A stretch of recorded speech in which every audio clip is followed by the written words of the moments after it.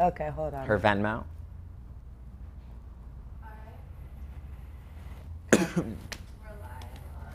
Are we live? My hair is like. Sorry, we're live. I should not be. Here we go. Live here. Live here. Give me some water. Go for it. Go for it when you're ready. Okay. Oh. Welcome back to City of Angels, Conversations That Heal LA. We have an entire new season for you of conversations about spirituality, metaphysics, and personal growth. I'm Stefan Lovegrove. And I am Suzanne Quast. And what if we were to tell you everything you know about astrology is wrong? Well, our next guest is going to do just that. He has been an astrologist for 18 years to people like Courtney Cox and Rashida Jones. And I personally have gone to him for the last 10 years. And he has been chillingly accurate and a guiding light in my life. And I'm so excited to welcome Jade Luna. Thank you for having me here. Thank you. Welcome. I think one of the places to start is your opinion on Western astrology. And what that means to people at home is, so the horoscopes you're reading and the astrological sign you think you are, you might not be. So if you think you're a Taurus, you might not be a Taurus. And what does that mean? Well, and the good news is I base what I do off of facts. What I state can be scientifically verified. The role of an ancient astrologer was two things. One was the 12-month calendar that we see. Okay. And the other one was the observing of the zodiac in the sky. And when Catholicism was born, it created anti-divination laws making astrology illegal. So the 12-month calendar got implemented as the actual zodiac. The first day of Aries is the very first day of spring. That used to be our January 1st. That's when we used to have the new year, was the first day of spring. All astrology is the 12-month calendar around that. The tropical zodiac, as we call it, Western astrology, was used by the Egyptians and ancient civilizations for one thing, and that was for growing crops. But the stars in the sky, that was used for the analysis of human beings. And we no longer use, in the West, the stars in the sky. We are using the calendar year as an actual zodiac. And the reason why I have a problem with that is because astrology means science of the stars, not science of the seasons. So now something interesting happened 2,000 years ago, which is one of the reasons why we say we're in 2018 to this day. The 12 months of the calendar year aligned perfectly with the 12 signs of the zodiac. The zodiac keeps moving, it never stays in the same place twice. That alignment hasn't taken place in 26,000 years, meaning 2018 years ago, which is the reason why we say we're in 2018, the zodiac, the 12 signs, aligned with the 12 months of the calendar. And unfortunately, a series of events took place at that time. Catholicism created anti-divination laws. Being one of them, a bunch of astrology books were written at that time. We have had more astrology books written when that alignment took place than at any other time in history. So a lot of the Western astrology books are using the calculations of the calendar year, not the actual zodiac in the sky. Got it. It's so much, though. So for people out there who are like, okay, so what does that really mean? It basically means that astrology is the science of the stars. That's correct. Not of the seasons. That's correct. And your type of astrology, Asterian astrology, is astrology of the stars. It is proper science. And there's a common debate that there's a, and by the way, we've been pushing this for a while. NASA shifted 2 years ago to our system because we were able to scientifically verify that the Egyptians, the Greeks, the Hindus, the Buddhists, the Babylonians used the system I'm using. We were able to verify that, so NASA officially shifted to this system. So we are getting across here. This is interesting. It is so historic across cultures and continents and countries. And we actually got a viewer question about this. A lot of people in the Western world, especially I think within Judeo-Christian thought, have this resistance that like astrology is not compatible with their religion or against their religion. So I'm wondering, because we talk about all kinds of spiritual religious paths on the show, what is the resistance for 2,000 years plus. What is the resistance to this science for people? Because in ancient time, astrologers and priests were at battle of who had more power. And when Catholicism was born, they inserted a bunch of phrases inside the Bible to get rid of astrologers because they wanted priests having more power than astrologers. So hence that was the original reason why astrologers started getting a bad reputation. But originally, the Dead Sea Scrolls, which you don't hear a lot about, have, because of the fact, has more references to reincarnation and astrology than any other biblical book. Astrology was huge in ancient culture, but again, there became a battle between priests and astrologers of who had more power, and they wanted to get rid of the astrologers, and it won. It won. So people still have those beliefs, but yet in ancient culture, they believed the 12 signs of the zodiac were the 12 personalities of God, and which sign you were reflected what type of personality you were. And there was a secret system which I used, which was hidden to the priest caste, which is a 27-sign system. They believed the 12 signs was for the ignorant, as even India says, where the 27 signs were meant for the Brahmin caste, the priests. It even goes on to this day, and I use the 27-sign system, which I learned in India. Got it. Well, you also talk about that through astrology, it's being in alignment with your true self. And I think that's interesting probably to a lot of people. But what exactly does that mean? Well, first, that's what makes astrology so important, because my belief is the only reason why we are in a human form is to know who we are. And astrology is the first and foremost science to help us find who we are and to recognize our personal relationship with the divine. And so using a wrong system, I think, throws the actual purpose of astrology off, which is be who you are. And also, you know, when I went to India, you know, I learned astrology in India. And, you know, I was born May 8th, and my teacher, the first day of class, was like, oh, you know, when were you born? I said May 8th. He goes, oh, you're an Aries. I'm like, oh, no, that's Taurus. By the way, I had Taurus even tattooed on my arm. Oh, I was 18 in India at this time. And I want to show everybody here something. He goes, we have a couple Westerners here in this class. He said, I'm going to give you 12 pieces of paper with 4 paragraphs of the 12 signs, but I've removed the names of the zodiac signs from them, and I want you to individually all pick the sign that you feel that you are the most, making a very valid point. You only think you're that sign because you've grown up reading it. That's the only reason why. I picked Aquarius, which means he wanted everyone in the room, because he didn't want people saying, oh, no, I'm definitely a Taurus. I'm not an Aries. He wanted to prove a point that you only believe you're that sign because you've been reading it your whole life, and it's detrimental to you finding who you are. So I picked Aquarius. And you're not. No, right? Well, there's something now that in real astrology, I became an Aries, and my Mars is in Aquarius, which rules Aries, so actually Aquarius was a smart hit. So let's talk about this, because for somebody watching this who this is brand new to them, and they're thinking, my whole life I've been reading Taurus or Aries or Sagittarius or whatever. So now you're telling me I may not be the sign that I think I am, and that's an identity crisis for people. Yep. And I've heard you say there's a lot of resistance. People say, no, I assure you I'm this sign. So what would you say to somebody who's watching this and it's just, this is all new, I may not be the sign I think I am, this is brand new information.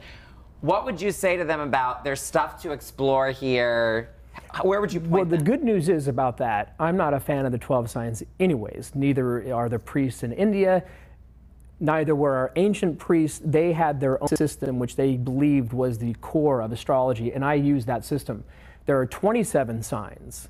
There are 3 types of each sign. There are 3 types of Virgos. There's 3 types of Tauruses, and they're so vastly different from one another. I don't believe you can all put them together and say they're all the same sign to begin with. So I already know for a fact that because of my own experience of struggling with making this change myself, like going Aries, not Taurus. Believe it or not, Aries and Taurus wasn't enough to convince me. But when I went from having a Leo moon to a Cancer moon, I'm like, oh, I definitely have a Cancer moon, like 100%. I can just tell on an intuitive level. And a lot of ancient cultures use the moon as your sun, as your real sign, not your sun anyways. Okay. For also people who are like, what does that mean? What is a moon sign, A, and B, how do you then find out what you really are? Well, first answer the first question, there's a zodiac in the sky, and this is also important to understand. Western astrology does not observe the zodiac you see in the sky, which to me is offensive, because our ancient Egyptians, our Babylonians, Our Hindus spent thousands of years erecting planetariums and observatories to pay attention to those stars and just simply ignore all of that history and just focus on, you know, Linda Goodman's sun signs, because it makes $56 million a year, is really, to me, an offensive to this ancient science that we've had for a long, long time. Okay. But in that zodiac, all the planets move through that zodiac, and each of those planets have a role in your personality. And this is interesting from a scientific fact. The moon might be stronger for human beings because the moon controls the water on this planet. It controls the tides. We know that through science. And human beings are 75% water. So why would the moon not have a bigger effect on us than the sun? So you have to look at the sun sign and the moon sign to get your true nature anyway. So anyone just says, oh no, I'm definitely that sun sign, is because they don't also realize the moon comes into role. So does your rising sign. And in this 27 sign system, there's a whole animal totem inside of it. I remember. Unfortunately, astrology is such an advanced science that it's, I think a lot of people struggle with making changes because it means they have to learn. Right. Well, and people don't like being wrong. I think what's clear to me in having them in this conversation is this is the reason people don't think it's a science. Because if you're opening up Cosmopolitan and picking one of 12 and you've been reading this your whole life, you know, since you were 13, this is not what you're talking about. This is such a more advanced conversation than pick one of 12 and read your horoscope in the local Idaho newspaper. There's just so much to this. And I wonder what your perspective is on what is the correct way to use astrology? Because I think we've all seen people use it in what appears to be a very disempowering way. Once somebody gets the correct information, like obviously you've helped Suzanne for 10 years, how should we be using this information and this science? And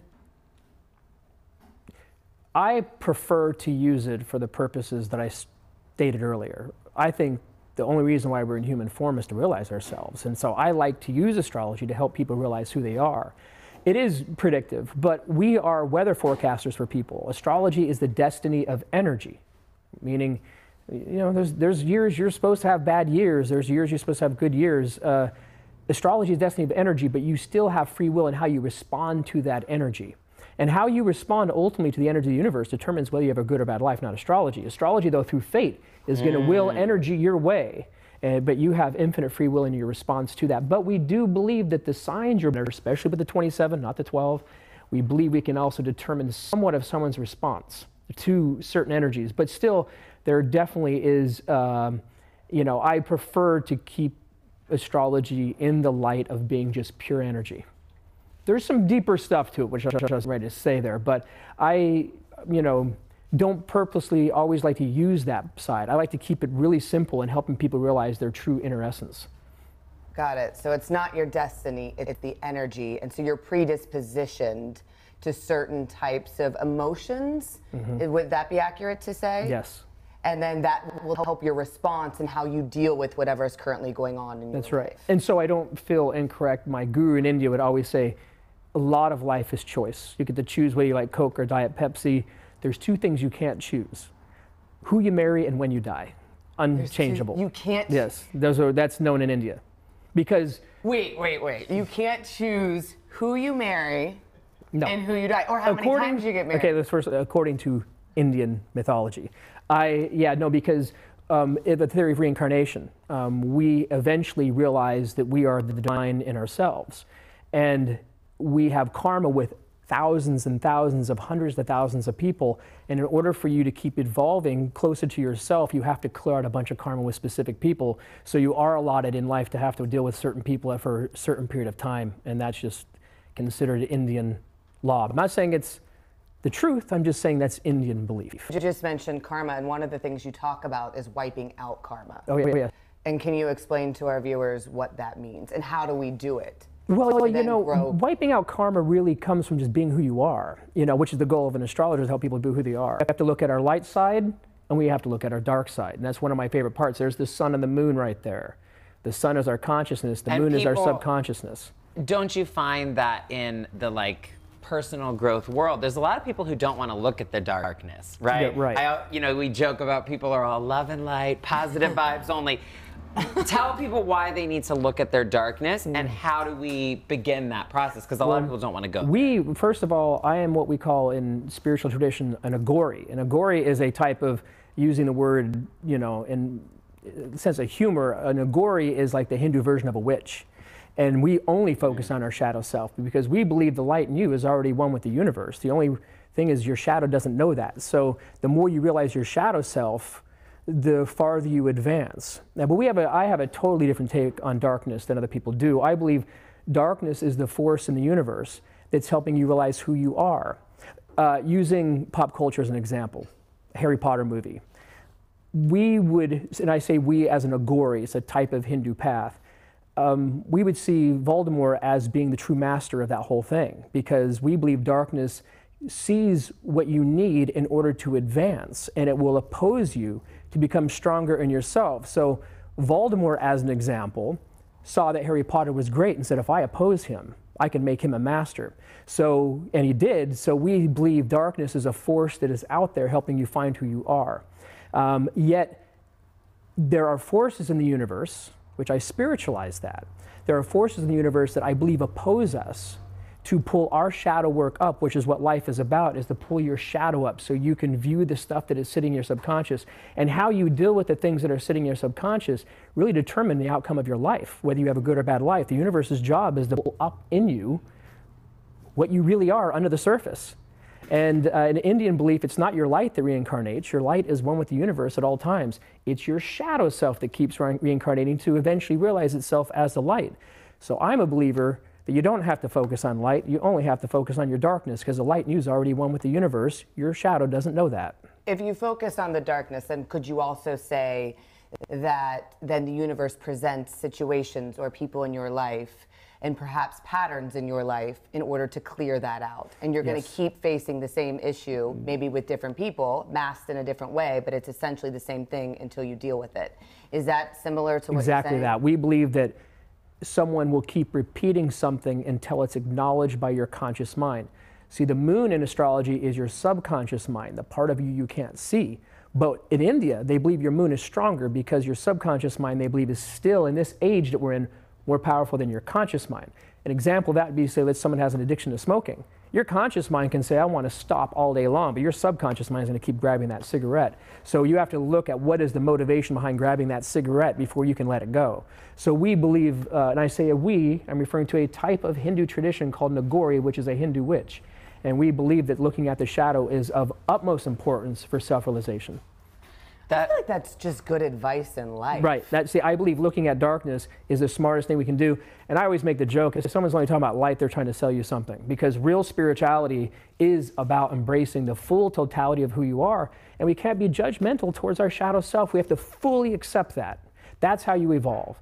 So our shadow self wants full acknowledgement, acceptance, and love. And I believe the only way to do that is to look at your darkness.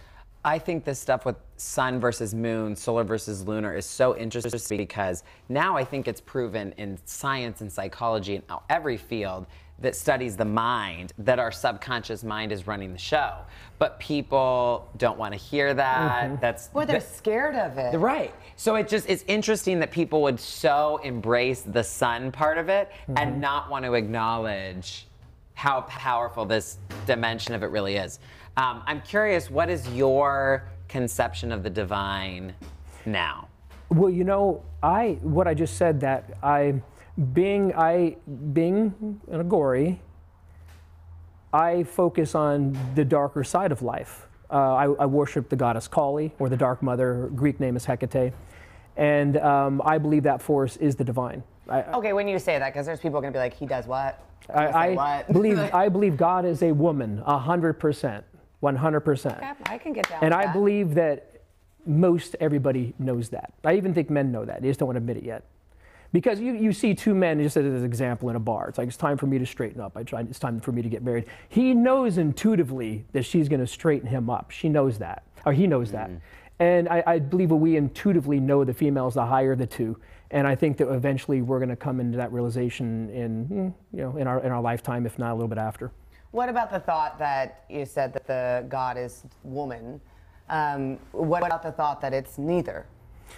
That's true, but we are in a human form, and so form matters.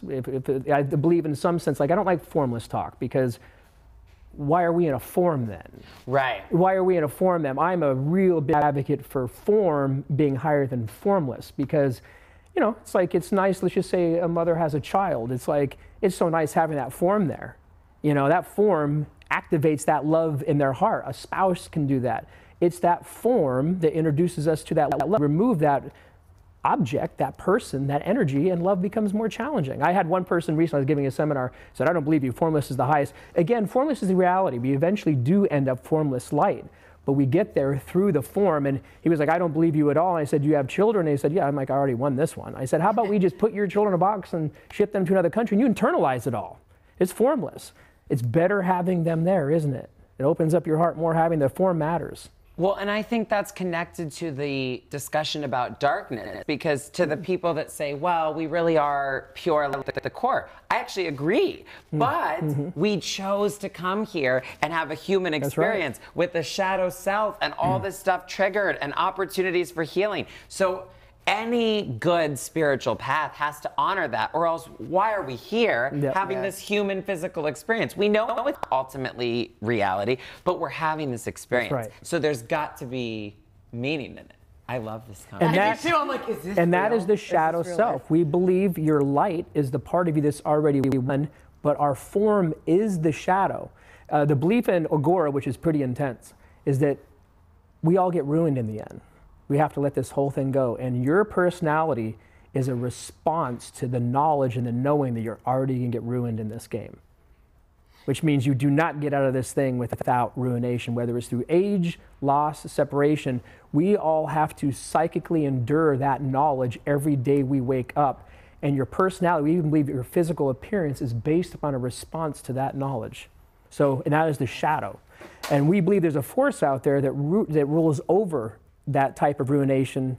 We see that as God. We see that as the Divine Mother, where she eventually wants to move you into infinite light. In order to get there, she has to separate you from this existence.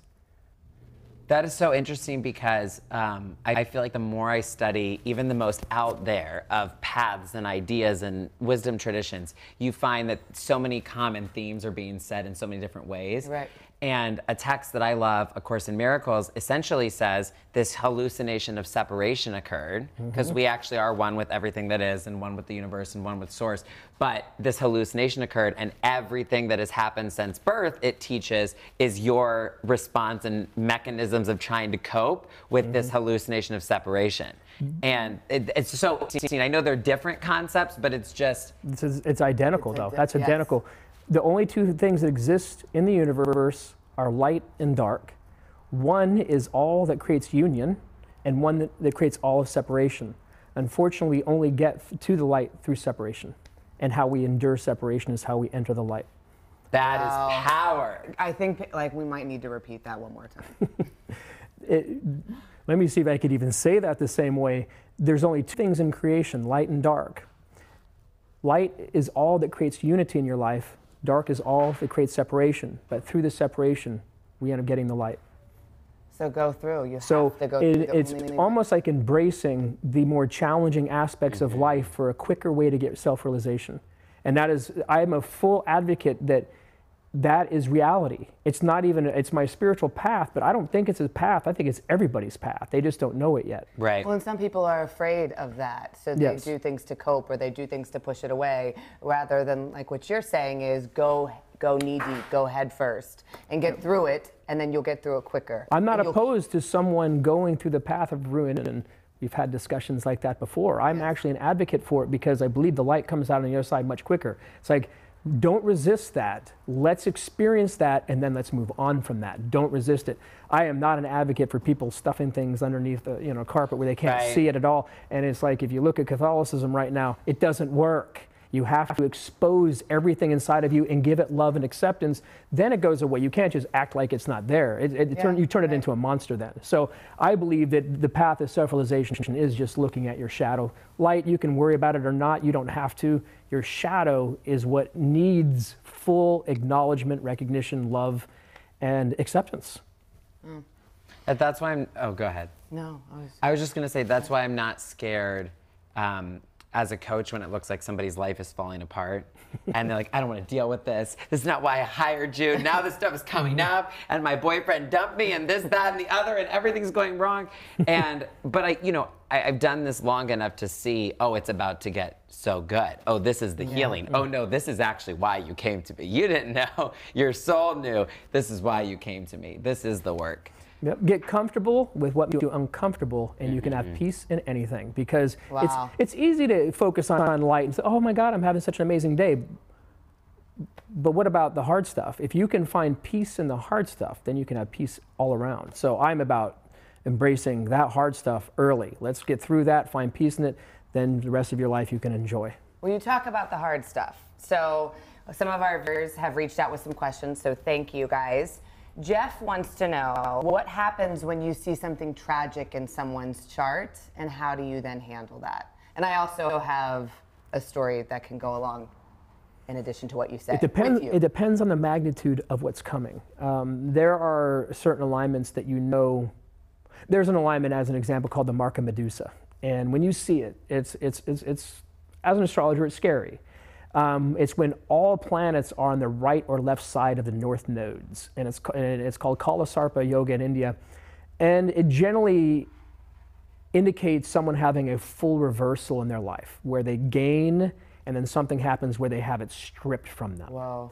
And it's pretty severe. I mean, I've had people with it go through severe loss, losing all of their kids. I've had crazy alignments where you see it, and I've had a couple clients that I've been with them, as an astrologer before the sweep and after the sweep, where when they came in, they had things that they don't have anymore. And I see that as an incredible opportunity. I mean, when I see those, what we call darker energies, and those darker things in someone's chart, I do find the power in that. So I don't mind being that one that gets in there and helps with that type of work. What do? You don't say it. And I don't really refrain from, I'm gonna go backwards. I don't refrain from saying it, but I find very subtle and very nice ways to say a major transformation is coming. Which Right. Say, because I remember when I went in to see it, I had been seeing him for 4 years. And it was the 4th year that when I sat down with you, you looked and you said, I can finally share this with you. But you were going through a period called Sari Sete. I was like, ¿Cómo se what?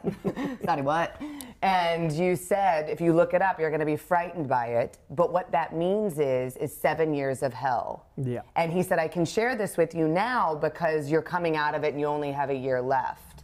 And leading up to that, you never said you were going through this period. You just reiterated the importance of how I have control over my life. Things are going to be a little difficult.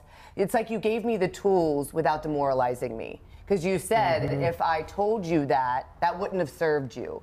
That wouldn't have helped you. You are a good example of it, because some of them are much more intense, which you don't have the more intense, you don't have the Kalasarpa Yoga that we talked about, which is called the Mark of Medusa. You don't have that. But you are someone that when you were sitting in front of me at the very beginning, I knew that we would be having very different discussions in a couple of years. I knew that from day one. And so you don't interfere. You have to let the process of the person's education continue with the situation they're in. While planting seeds, your life is going to be different very soon. Yeah. And I remember also thinking at times, 7 years of hell, oh my gosh. But at the same time, it made me feel like I wasn't crazy. Because up until that point, everything was hard. It was a challenge to do anything. And I was like, is it me? What's going on? And then when you hear it's a part of my chart, I felt like there was some truth to that. And I was like, that now makes sense. And it gave me some inner peace, if that makes any sense. 100%. Well, that's astrology is what it's supposed to do is, in some respects, confirm what is going on in the deepest part of your subconscious. And some people are more aware of that. And the only art, when I was a Western astrologer, which I was very early in my life, my readings succeeded through intuition. Now they succeed through the science. I don't even need my intuition, nor do I even call upon it. Unless someone's going through things, your intuition is, how and what do you say to this person to get them through? That's where intuition, not what you see intuition, you see it through the science, but how do you guide that person? That's where the intuition then comes into play. I told Suzanne, though, I think it's so significant. There's so many people that you can go to one time and you can have a good session. And, you know, I always laugh. People will go to a psychic and they love what they tell them is going to happen in the next 6 months. But I don't need your review 1 week later from great session. We need to see like 6 months down the road. Are we still trusting this person? And I told her, I said, this speaks so highly to Jade's abilities and science of this, that for 10 years, this has been a guiding light for your life. I think that's so significant. He's the best. You guys really should hire him. And I'm not saying that with any other move than just he's been very significant and helpful in my life. Thank you, Jade. You're welcome. Okay, so Stephanie has a question. She said, do you think your sign has anything to do with karma? Your astrology chart is only karma. The second you take your first breath, it is noted in ancient mysticism that the great divine mother arrives when you take your first breath and infuses your karma from your previous life right into you through your chart. So you were just born. You haven't done anything yet. So it's not the karma of this life. It is the karma you created in the life right before. Your chart is nothing other than the karma you created your most recent life. And that's what your chart is. I have a question. What do you believe is happening collectively on the planet right now? Is the age of Aquarius a concept you buy into, or is that purely Western? What do you see happening? I love that question. Okay, no Western I'm tired of astrologer, hearing about it, so no Western astrologer can explain why there are ages. They really have no idea. You have to be able to observe the wobble of the Earth's axis to really know the ages. And only the Egyptians, Babylonians, and Hindus, the Earth's axis determines the ages. What do you mean by ages? The ages that we're in, the age of Aquarius, the age of Pisces. So next time a Western astrologer comes on and you talk to one or comes on your show, say, how do you explain the ages? Well, it's only explained to the wobble of the Earth's axis. And what is so amazing is the Egyptians calculated the wobble of the Earth's axis perfectly. And so the axis goes to the zodiac and determines the ages. So you have to be able to observe the stars at night and the wobble of the axis to determine the ages. We're not in the age of Aquarius yet. We're getting ready for it. That's what all this chaotic energy in the universe is right now, is we're at the very tail end of an age. We're getting ready for the age of Chimera. And then we slip into the age of Aquarius. What are we in now?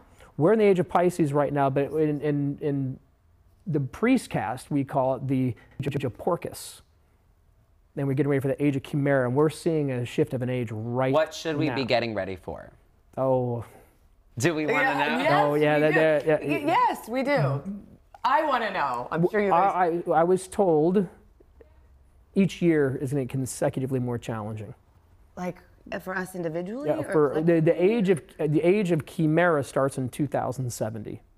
And even now, but with a 26,000 year cycle pattern, that's close. It means we are really close. We're talking about ages that are, that move around every 26,000 years. So to be 70 years away or 50 from closing out that age, we're really close, right? And that's what's going on right now.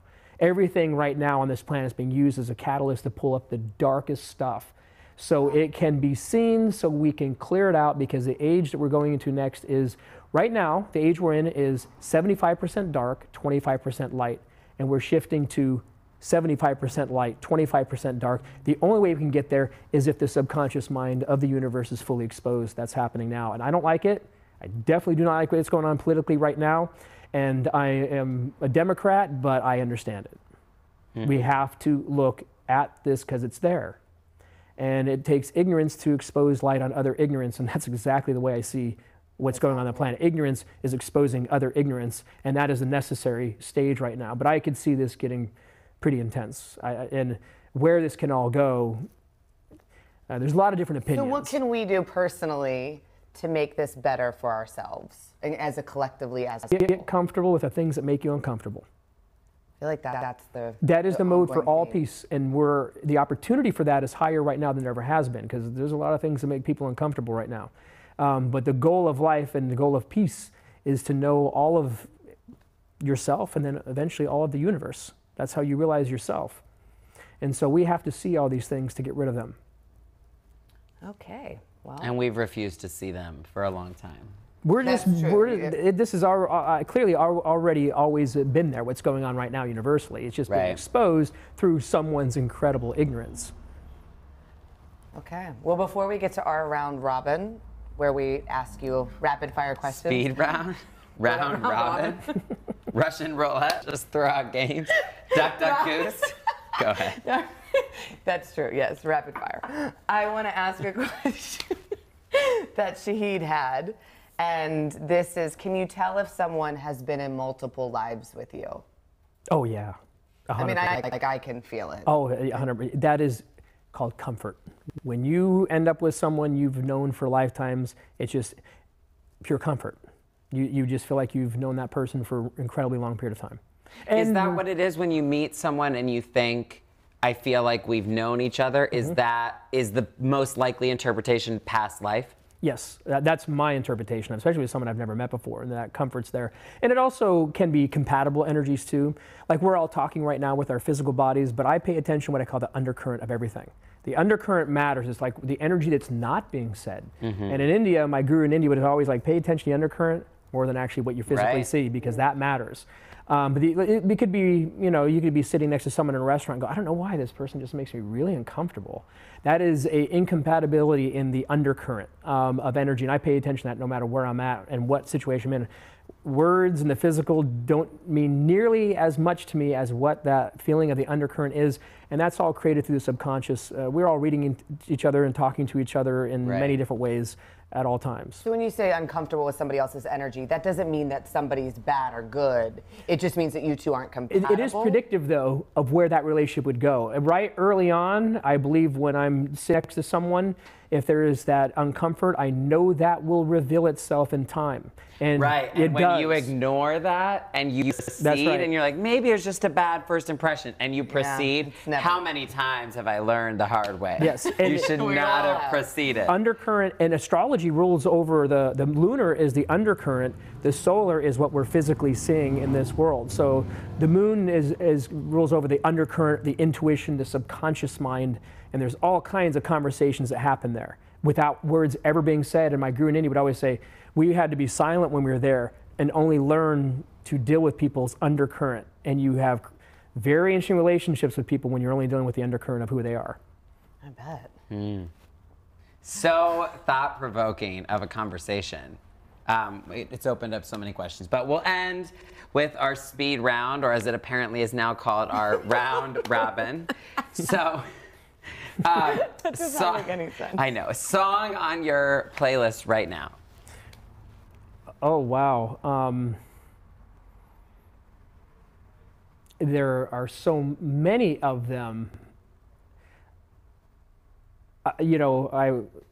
Korn, Here to Stay. Okay. Yeah. I love it. Well, you're also a musician. I feel like you should acknowledge that as well. Yes, I am. And unfortunately, I have to separate that from a lot of my work because, which is an interesting subject, is the fact that the music I do play is about that shadow self. And it confuses people when they actually get into it. Like, wait a minute, he's so conscious. Why is he doing something that dark? Well, guess what? I explained why on this show. I think it's the only thing that matters. Very cool. That's I listened to deep and Korn Here to heavy. Stay on the way here, and I was like, okay, so I'm going to say Korn. It's on the playlist. Great. Yeah. The best book you've read recently? Confessions of a Serial Killer. Okay. Really? Not Linda Miller Sunshine? No, no. No, there's crazy stories in karma that are beyond people's even understanding. I'm There's interested karmic in all this. stuff that is so bizarre and so weird. My attraction to a book like that has nothing to do with the fact that people are being harmed, because I'm a harm no one person. Like, focus on your shadow self, but harm no one. That's and that's why I believe I can focus on darker things and people are still very safe with me, because I'm a harm no one type of person. But I believe if you're really a nonviolent person like I am, then you can fully explore your shadow self, because it's harmless. I'm fascinated with stuff like that, with serial killers, the first 48. I was reading that book last night, but it's also understanding the bizarre karmic patterns people are in. There's a lot of unusual karmic stuff, and those situations that are weird, dark, and unusual have a whole element of karma between them that people wouldn't even understand. Would want to understand. Yeah. Do you listen to podcasts and or have a regular favorite? I don't. A lot of people don't. Yeah, it's okay. But I have a particular reason. You know, it's like I don't branch. I found my home base spiritually. I found my home base, and I've been there for many, many years. And I keep learning from that base. I generally don't branch out too much and hear what's going on out there. And I also am incredibly busy between this job as an astrologer and being a musician. I'm a touring musician, I'm also an astrologer, and the combination of those two gives me very, very little time. Understandable. Well, I don't know if you'll have time for the next question either, but then what is your favorite hangout spot in LA? Oh, the Rainbow by far. I love the Rainbow. Where is the Rainbow? Rainbow is on Sunset. What's that? Oh, yes. I know It's the Rainbow. That makes sense, actually, because they have a lot of live music. Yes, right? my Yes. music project played there on Friday night, yeah. Okay. It's super Oh, fun. cool, yeah. What are you most proud of in your life? You know, the conversations we had today, the actual ability to fully honor and appreciate my shadow self to its fullest, it made me a completely peaceful person. And it's the biggest accomplishment I have. Astrology helps me in that. Music allows me to express that. I, right now in my life, feel the most complete I've ever felt, and I'm very proud of that because I've been able to fully embrace my shadow and appreciate it, honor it, and love it, and that's my biggest achievement. Oh, very cool. Well, if you had one message for the world and you had to deliver that in 30 seconds, what would it be? Focus on your shadow. Focus on the things that you don't want to focus on. Get comfortable with the things that make you uncomfortable. You will ultimately have peace if you can, and the universe will force it anyways. So unfortunately, we are in an age where I believe the only reason we're here is to know ourselves and to know the whole thing and to not judge who we really are. So all of this is amazing. Where do we find the signs that we are? My book, 27 Stars. Okay, 27 Is the book Stars. placed Jade Soloney, it's available everywhere. great. And then it'll tell us what our sun and moon signs are. That's and how to know you have who we to are you have to have again. an astrologer help you with your moon sign, but your sun sign is in there. Very Beautiful. cool. Well, this was such a good, deep, thought-provoking conversation. Hopefully you have several things at least to reflect on in the days and weeks and months to come. So follow Jay, check him out. Suzanne has given, I think, the highest of recommendations as well. And thank you all for joining us. As always, we will be back soon with another conversation for you here on City of Angels. Have a great week.